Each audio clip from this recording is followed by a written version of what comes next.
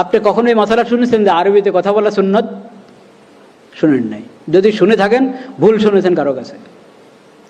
আরবিতে কথা বলা সুন্নত এটা মশালা নাই, অথচ নবী সাল্লাল্লাহু আলাইহি ওয়াসাল্লাম আরবিতে কথা বলেছেন সবসময়। নবী করিম সাল্লাল্লাহু আলাইহি ওয়াসাল্লাম এর খাবার অভ্যাস যে ছিল একবারে স্বাভাবিক ছিল, একবারে স্বাভাবিক। নবী করিম সাল্লাল্লাহু আলাইহি ওয়াসাল্লামের খাবার অভ্যাসকে সুন্নত ঘোষণা করা হয়নি।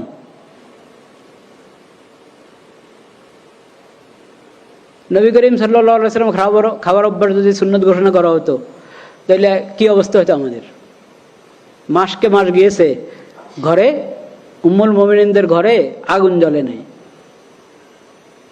আগুন জ্বলে না এর মানে ভাতের তো প্রশ্নে আসে না, ভাত তো সেখানে তেমন তখন ওটা চালের ইয়া ছিলই না, তেমন চালের অস্তিত্ব ছিল না তা না, কিন্তু রেওয়াজ ছিল না তেমন একটা। হলে রুটি জবের হকার, কিন্তু তাও আগুন জ্বলছে না, তো এর মানে রুটিও না, কি পানি আর খেজুর, সেটা কখনো আছে কখনো আছে না, আছে কখনো নাই, এই অবস্থা। কেন? এ না যে কোনো নবী করিম সাল্লাল্লাহু আলাইহি ওয়াসাল্লাম আর্থিক সংকট, সবসময় আর্থিক সংকট ছিল তা না। আল্লাহ তাআলা অনেক দান করেছেন নবী করিম সাল্লাল্লাহু আলাইহি ওয়াসাল্লামকে, কিন্তু নবী করিম সাল্লাল্লাহু আলাইহি ওয়াসাল্লাম দান করতে থাকতেন, উম্মুল মুমিনিনরা দান করতে থাকতেন, এত দান করতেন যে পরে দেখা যায় ঘরে হয়তো আজকে খেজুর দরকার, যে কয়জনের জন্য যে পরিমাণ খেজুর দরকার সেটাও হয়তো নাই, শুধু পানি আছে, বা খেজুর আছে আর পানি আছে। কিন্তু এটাকে নবী করিম সাল্লাল্লাহু আলাইহি ওয়াসাল্লাম সুন্নত ঘোষণা করেন নাই যে খেজুরেই তোমাদের প্রধান খাদ্য হবে, রুটিয়ে তোমাদের প্রধান খাদ্য হবে, জবের রুটি প্রধান খাদ্য হবে, ঘোষণা করা হয় না। কেন? এটা কঠিন হয়ে যাবে। পোশাকের ব্যাপারে ধরেন, কোন রঙের পোশাক হবে, কোন ধরনের পোশাক হবে, কোন এলাকার পোশাক হবে, কিচ্ছু না, কিন্তু টাকনার উপরে রাখো, পুরুষ টাকনার উপরে রাখবে, এটা বিধান, এটা ওহী ছাড়া জানা যাবে না। এবং অমুসলিমদের যেটা এই নিদর্শন, ওই ধরনের কোনো কিছু তুমি গ্রহণ করো না, তুমি মুসলিম, এটা বিধান দিয়ে দিয়েছে। এবং পোশাকের উদ্দেশ্য হলো সতর যাতে না দেখা যায়, তাইলে ওরকম পোশাক হইতে হবে যে সতর দেখা যাবে না। এরকম মোটা দাগের কিছু বিধান দিয়ে দেওয়া হয়েছে। এরপরে উন্মুক্ত ছেড়ে দেওয়া হয়েছে, কে সালোয়ার পরবে, কে লুঙ্গি পরবে, কে চাদর, কে জামা, জামা হলে কোন ধরনের জামা, কানিফারা না গোল না কি, কোনো কিছুকে বিধান বানিয়ে দেওয়া হয়নি। এরকম আপনি এক একটা জিনিস নিয়ে যদি চিন্তা করেন তো দেখবেন আমাদের এই শরীয়তের মধ্যে নবী করিম সাল্লাল্লাহু আলাইহি ওয়াসাল্লামের যে আদর্শ, এখানে ফরজের সংখ্যা আর হারামের সংখ্যা কম। সাধারণ সুন্নত, মুস্তাহাব, নফল এটার সংখ্যা বেশি, ফরজের সংখ্যা কম। এরকম হারাম, হারামের সংখ্যা থেকে দেখা যাবে হয়তো অনুত্তম, মাকরু, ওটার সংখ্যা হবে কি বেশি। একবারে হারাম ওটার সংখ্যা কম অন্যগুলোর তুলনায়। আর প্রয়োজনীয় কোনো কিছু ওটার মধ্যে মানে প্রতিবন্ধক হবে, এই ধরনের বিধান নবী করিম সাল্লাল্লাহু আলাইহি ওয়াসাল্লামের পবিত্র সিরাতের মধ্যে পাওয়া যাবে না। আরেকটা হলো, বললাম যে কোনো অঙ্গন খালি নেই। শরীআতুন খালিদাতুন, শরীআতুন শামিলাতুন, শরীআতুন আম্মাতুন। নবী করিম সাল্লাল্লাহু আলাইহি ওয়াসাল্লামের যে সুন্নত এবং সিরাত, ওটা কিয়ামত পর্যন্তের জন্য, কারণ উনি আখিরি নবী, খাতামুন নবিয়্যিন। তার উম্মতের পর আরেক উম্মত হবে না। তার উপরে হেদায়েতের যে কিতাব আল কোরআনুল কারীম অবতীর্ণ হয়েছে, এরপরে হেদায়েতের আর কোনো কিতাব আল্লাহর পক্ষ থেকে, ওহির আর কোনো বাণী আসবে না, এটাই শেষ। তো তার সুন্নত আর শরীয়ত শেষ শরীয়ত, তার উম্মত আখিরি উম্মত। এরপরে যদি কেউ বলে যে অমুকের উম্মত, তো এর মানে তার ইসলামের সাথে, কোরআনের সাথে কোনো কি নাই, সম্পর্ক নেই। আপনারা জানেন আমাদের এই দেশে আরেক উম্মত যে আছে, নবী করিম সাল্লাল্লাহু আলাইহি ওয়াসাল্লামের উম্মত ছাড়া আরও উম্মত আছে, জানেন তো? আপনার ধারণা আছে কিনা? হ্যাঁ, মির্জা গোলাম আহমদ কাদিয়ানি, তাকে কাদিয়ানি জামাত কি মনে করে? নবী মনে করে। আমাদের নবী, আখির নবী হজরত মোহাম্মদ মুস্তফা সাল্লাল্লাহু আলাইহি সাল্লাম, হ্যাঁ, কিন্তু তার 1200 বছর বা একটু বেশির পর হলো মির্জা গোলাম মোহাম্মদ কাদিয়ানী। এই মির্জা গোলাম মোহাম্মদ কাদিয়ানী নবুয়তের মিথ্যা দাবি করেছে এবং কিছু লোক তাকে নবী হিসাবে মেনে নিয়েছে, তারা মির্জা গোলাম মোহাম্মদের উম্মত। এই যে নতুন আরেক উম্মত বের হলো, এই উম্মতের কোরআনের সাথে কোনো কি নাই, সম্পর্ক নাই। কোরআনের নাম নিচ্ছে, কোরআন প্রচার করছে, কোরআনের অনুবাদ করে প্রচার করছে।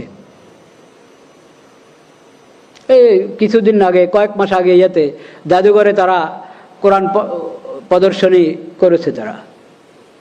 কারণ বুঝেন না, এটা তো কি বলে এটাকে, সমান অধিকার। বুঝতে পেরেছেন? সমান অধিকার তারা সেমিনার করতে চায়, কে মানা করবে? এটা একটা চিন্তার সমান অধিকার। এই যে আমাদের নবী করিম সাল্লাল্লাহু আলাইহি ওয়াসাল্লামের সিরতের আরেক বৈশিষ্ট্য হলো তার শিখানো কোনো মৌলনীতি, শিখানো কোনো বিধান, তার শিখানো, তার দেওয়া কোনো পরিভাষা, এটার মধ্যে কোনো অস্পষ্টতা নেই। যে ওই শব্দের মারপ্যাচ দিয়ে, শব্দের অস্পষ্টতা দিয়ে, পরিভাষার অস্পষ্টতা দিয়ে মানুষকে কেউ ধোঁকা দিবে, প্রতারণা করবে, এই সুযোগ নেই। সব আলহামদুলিল্লাহিল্লাযী আনজালা আলা আবদিহিল কিতাব ওয়ালাম ইয়াজআল লাহু ইওয়াজা, ওয়ালাম ইয়াজআল লাহু ইওয়াজা। কোনো ধরনের বক্রতা, কোনো ধরনের অস্পষ্টতা, কোনো ধরনের কোনো খোঁজ ত্রুটি এখানে খুঁজে পাবে না এই সিরতের মধ্যে, এই শরীয়তের মধ্যে, আল্লাহর অবতীর্ণ করা এই কোরআনের মধ্যে। তো সমান অধিকার, এটা একটা পরিভাষা, এটা কোরআনের পরিভাষা না, নবী করিম সাল্লাল্লাহু আলাইহি ওয়াসাল্লামের সিরত এবং সুন্নতের পরিভাষা না। এই জন্য এটার মধ্যে অনেক অস্পষ্টতা। সমান অধিকারের ব্যাখ্যা করেন আপনি বসে বসে, এক একজন এক এক ব্যাখ্যা করবে। কাকে বলে সমান অধিকার? একটা পরিভাষা আপনি দিচ্ছেন, তাহলে এটার সঠিক ব্যাখ্যাও তো দিতে হবে, সঠিক মর্ম দিতে হবে। সমান অধিকার আপনি বলবেন প্রত্যেকে তার মতাদর্শ, তার মতবাদ, তার চিন্তা চেতনা, ওটা আপনার করার, তবলিগ করার, প্রচার প্রসার করার অধিকার রাখে। আচ্ছা, যদি এই কথা আপনি দলিল দিয়ে সাব্যস্ত করতেই পারেন যে সবার অধিকার আছে, আমি এখন ওই তর্কে দিলাম না, কিন্তু আমি বলতে, তবলিগের অধিকার আছে, প্রতারণা করার অধিকার আছে, প্রতারণার অধিকার আছে।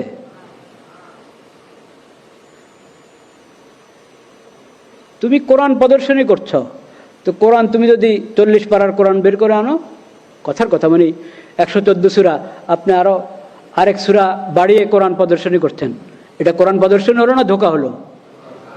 ধোঁকা হলো।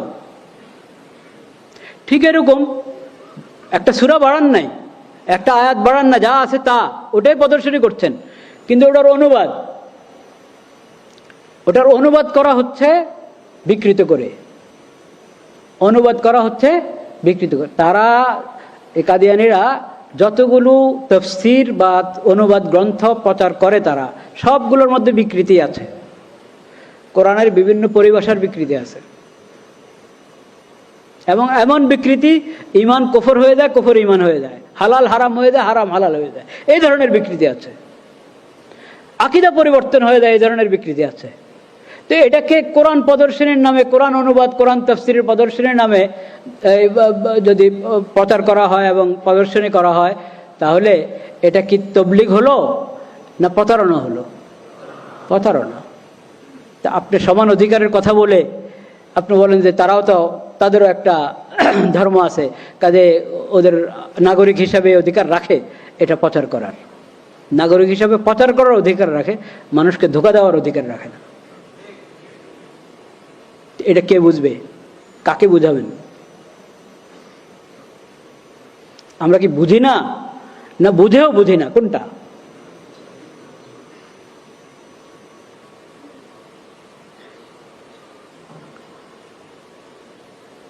লা ইলাহা ইল্লাল্লাহ, লা ইলাহা ইল্লাল্লাহ, লা ইলাহা ইল্লাল্লাহ। যখন এই প্রসঙ্গটা এসেছেই, তা আমি আর একটা কথা বলে দিই। বক্সিবাজারে দেখবেন কেন্দ্র আছে, তারা নিজেদেরকে বলে আহমদিয়া মুসলিম জামাত। আহমদ সাল্লাল্লাহু আলাইহি ওয়াসাল্লাম আমাদের নবীর নাম না নাকি?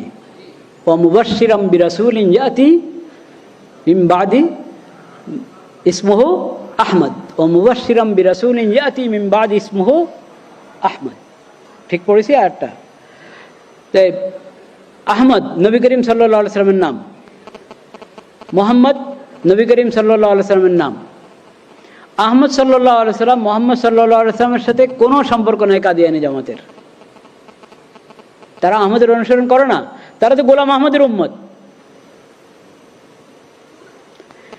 আবার তারা তাদের উপাসনালয়, খেয়াল করবেন আমি কি কথা বলছি, উপাসনালয় বলেছি কিন্তু মসজিদ বলি নাই, কারণ কাদিয়ানীদের উপাসনালয় মসজিদ নয়। মসজিদ তো হলো উম্মতে মুসলিমা, মুসলমানদের উপাসনালয়, যেটা